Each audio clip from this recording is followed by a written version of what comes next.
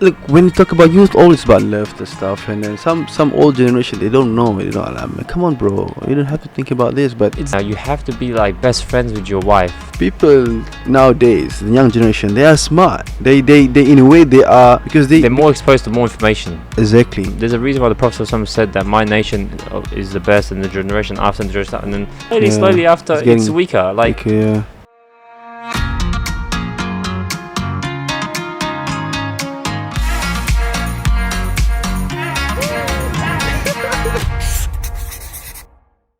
Even the brothers here, when they came here, it's struggled, bro. Like this, look, when you talk about youth, always about love and stuff, and then some old generation, they don't know. They don't. Come on, bro. You don't have to think about this. But it's different. It's different. Old generation, they don't know this thing, love. They just got married because they got married. yeah, Half the time they got married because they didn't know each other. But we are in a society where it's westernized as well. Yeah. And name one country, Mecca, where our Prophet ﷺ was born. That's westernized hard as well now. It's Hollywood has reached every single house, exactly. and love and all this stuff. It's huge. So nowadays, for example, like you look at some of the older generations, and they're not friends with the married couples are not actually friends with each other. Alhamdulillah, for there's some that are, but most of the young ones now, you have to be like best friends with your wife. You have to talk. It's not command, and there's no more them serving you. It's no, you better wash the dishes too, because you need to get involved. It's different. It's a different time, especially after we've seen girls have this expectation of this prince from cartoons, from movies. So as we get married, you need to realize that you need to befriend your wife. But obviously you have that intimacy and you have that relationship with her, but really most of your relationship with her has to be like your best friends. Because that's how people, I believe, are going to survive these days in this marriage. Because otherwise, if you think it's command and you do this, that's your job, stop splitting things. You do it together. You're in a relationship together. You both need to work. It's 50-50. For example, like me, I hate washing dishes.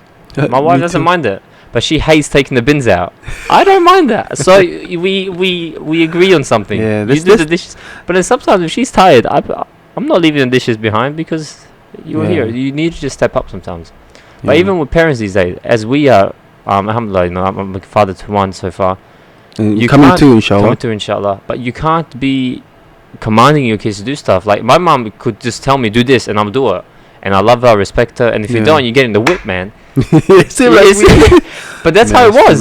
That's how it was. But if you listen to their childhood story and how they were raised up, it was worse. So you're like, wow, you were nice to me, mum. But now, good luck telling your kids, especially in the environment we live. And I'm telling you, even Malaysia, Bosnia, it's coming there too. This is the culture of you have to befriend your kids. If you don't befriend your kids and you be friends with them, where you laugh with them like a child, they will honestly push you back, because good luck commanding anymore. There's no such thing as commands. That's why even with religion and everything, it's hard to just command someone. You have to just kind of, we've become very sensitive and a lot weaker than we were back then. I look up to some of the older guys and seniors, even like we work with Ali and stuff, and you see when he's sick, he comes to work. We have a little headache. The guy had kidney issues. He's had all these kidney stones. Man. He's you can see on his face he's struggling, but he's at work.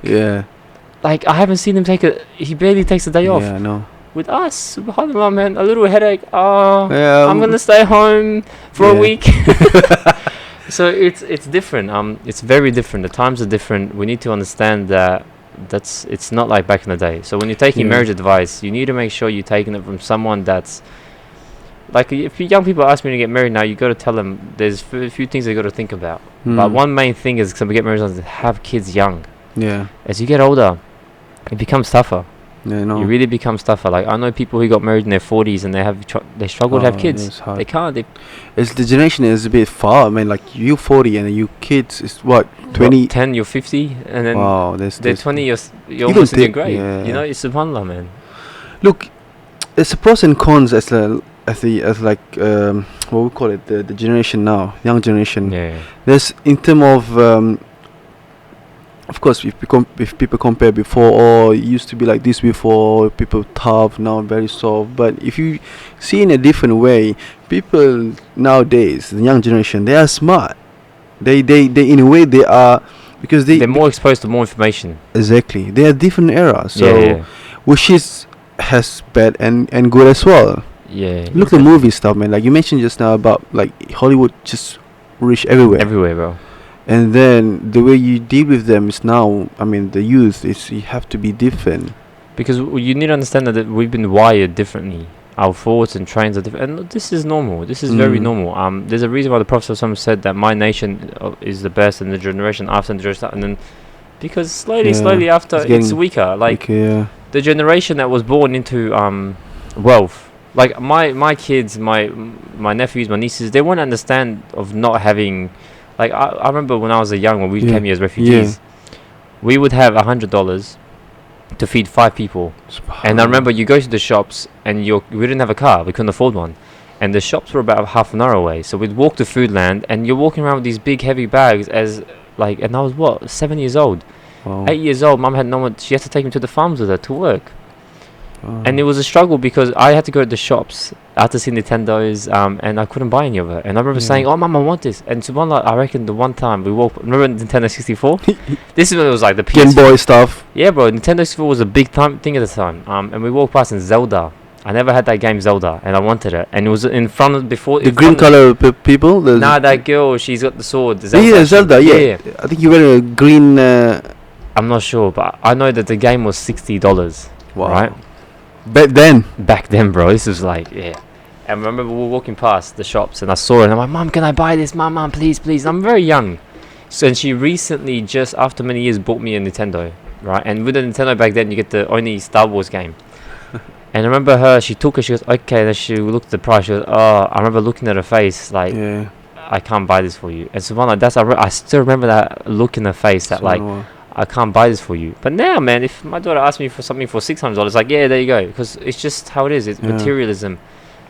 But every generation, like my kids, they won't understand that because they grew up with everything.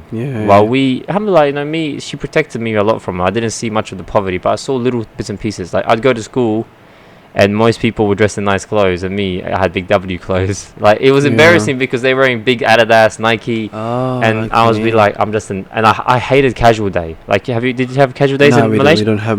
No. So we normally have uniforms, and then one day I would yell every once a term, "Come on!" You give like $1, and you get to wear like whatever you want that day. Oh, this could be dangerous, bro. No, you can it's just casual. So people come in some people come in their pajamas, and most people come dressed up really nice to impress all the kids. And I remember all my friends had money, and like they all came in, like back then it was like Nike, Adidas. Yeah. I remember mine was just big W stuff, like I think it was like Top Wave or something, Wave Zone or something. And it was like embarrassing, but our kids don't understand that now because now you can go to Costco and buy a Tommy Hilfiger for $24. Exactly, sure, man. That's true. It's different. It's different. You point out that way. I mean, alhamdulillah, man.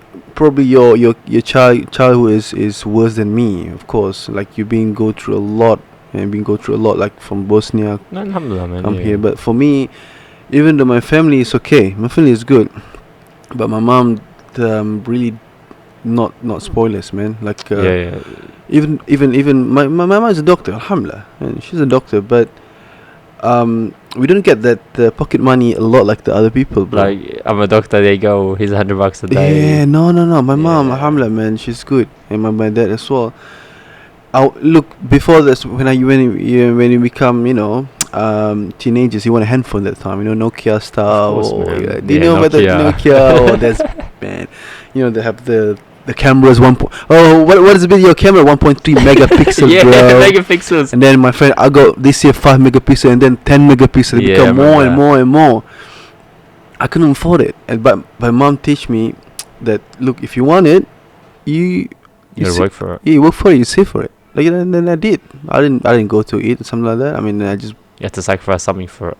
I bought it. I bought Sony Ericsson, bro. But good life lessons, man. That's a good. It is, yeah. This is how it is. Like, look, even though, this is different. Like every parents have different style. But my mom, even though she afford to do it, but she didn't. There's no need, man. You don't need to spoil your kids too much.